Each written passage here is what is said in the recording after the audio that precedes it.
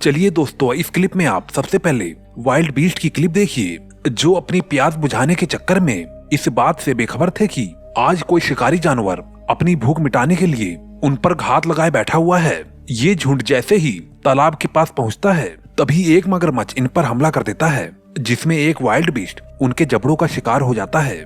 इतने में एक मगरमच्छ और भी इस मौके का फायदा उठा बैठता है, लेकिन यहाँ पर बाजी भी पलटती है, क्योंकि शिकार पकड़ने की जुनून में धुत ये दोनों मगरमच्छ इनके ही जान के दुश्मन हिप्पो के ग्रुप के दायरे में एंट्री कर जाते हैं। अब यहाँ पर होना क्या था, हिप्पो का ग्रुप भी इन दोनों मगरमच्छों पर टूट पड़ा। इस दौरान इस वाइल्ड बीस्ट को भी अपनी जान बचा के भागने का मौका मिल जाता है। और तो और यहाँ पर हिप्पोस को वाइल्ड बीस्ट के इर्द गिर्द एक सुरक्षा कवच बनाकर उसे इस मुसीबत से बाहर निकालते हुए देखा जा सकता है। दोस्तों, वीडियो को लाइक जरूर कर दें। इस भिड़ंत में एक बुल और एक याक को एक दूसरे को अपनी ताकत पर प्रदर्शन करते हुए देख आप भी ये सोचने पर विवश हो गए होंगे कि एक याक के आगे एक बुल की क्या औकात हो सकती है। लेकिन अगर दोस्तों कोई अपनी जिद पर आ ही जाए तो उसका कोई क्या बिगाड़ सकता है। यहाँ पर यही हुआ, याक को मैदान छोड़कर भागना पड़ गया। हाथी जितने शांत प्रवृत्ति के जानवर हैं, इनको छेड़ने पर ये उतने ही घातक भी साबित होते हैं। और इस बात को आप इस क्लिप के जरिए जान जाएंगे। दरअसल अभी अभी ही एक हथनी ने एक बच्चे को जन्म दिया है और इस बात की भनक शेर और शेरनियों के झुंड को लग चुकी है।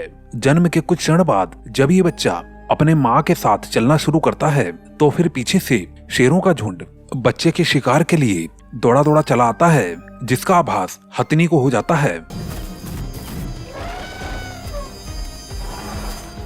और ये अकेले ही शेर के झुंड से भिड़ते हुए उनके पीछे पीछे दौड़ लगा देती है। इतने में ही शोर सुनकर हाथियों की पूरी टोली इस हथनी के समर्थन में आ खड़ी हुई, जिस पर शेरों के झुंड को अपने भूख पर संयम रखते हुए इस लड़ाई से भागना पड़ा।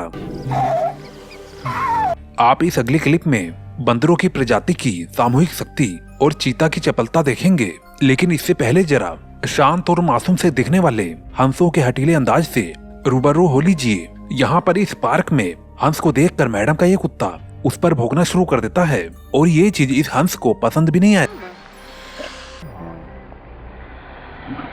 इस बात पर हंस ने अपना गुस्सा जाहिर करते हुए अपने पंखों से कुत्ते के मुंह पर थप्पड़ जड़ दिया। हंस के लिए थप्पड़ वाली बात आपको महज एक व्यंग ही लगी होगी। हाँ, वो तो एक व्यंग ही था, लेकिन यहाँ पर भी तो ये हंस बत्तख के साथ यही कर रहा है। थप्पड़ पे थप्पड़ मारे जा रहा है। लेकिन इस लड़ाई में बत्तख हंस से कुछ ज्यादा ही जिद्दी साबित होता है। इतने थप्पड़ खाने के बाद भी अभी तक ये बत्तख हंस से भिड़ा रहा, जिसके चलते हंस को ही इस लड़ाई से पीछे हटना पड़ा। दोस्तों, इस चैनल को सब्सक्राइब करके अपना सपोर्ट जरूर दें। इस क्लिप में ये चीता बंदरों के बच्चों को पेड़ के ऊपर देखकर उनका शिकार करने का सोचता है और बिना देर किए तुरंत ही पेड़ पर चढ़ते हुए एक ही झपट्टे में अपने शिकार को मुंह में दबोच कर वहाँ से निकल लेता है। इस घटना को देख दूर बैठा एक बबून उस चीते के पीछे दौड़ लगा देता है, जिससे कि चीते को बंदर के बच्चे को छोड़कर भागना पड़ा। लेकिन यहाँ पर काफी देर भी हो जाती है, क्योंकि अब वो बच्चा जिंदा नहीं रहा। लेकिन यहाँ पर तो इसने अपना फर्ज जरूर अदा किया है। यहाँ पर एक बाज ने एक सांप को अपने पंजों में जकड़ रखा है। ये सांप खुद को बचाने के लिए बाज के साथ लंबी लड़ाई लड़ता है। लेकिन ये तो हम और आप भी जानते हैं कि एक बाज के पंजों की पकड़ कितनी मजबूत होती है। लेकिन यहाँ पर तो ये सांप ये जंग हार जाता है, जिसे पंजों में दबाए ये बाज उड़ान भर लेता है। बाज की क्रूरता और गुस्सैल प्रवृत्ति से शायद ये पक्षी भी अनजान ही था। तभी तो ये बाज के मुंह से उसके निवाले को छीनने का दुस्साहस कर बैठता है, जिसका पछतावा उसे अगले पल ही हो जाता है।